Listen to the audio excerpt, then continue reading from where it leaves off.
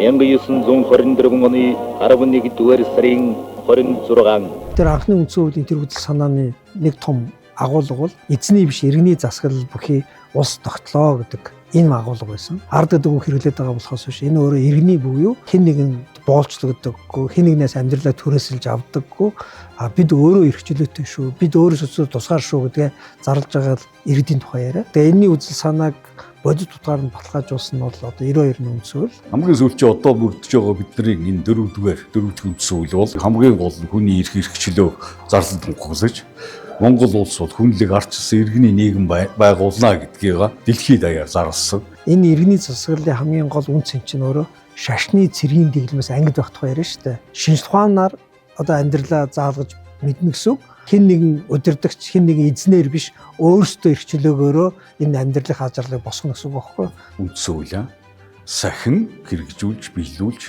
үндсэн хуулиндаа захирагдчих явах ёстой л дээ. Хүн бол хуулийн дор явж иж хүний нийгэм сая амжилттай явдаг зөв төгтөлтэй. Санан тунхаглах ирээдүй.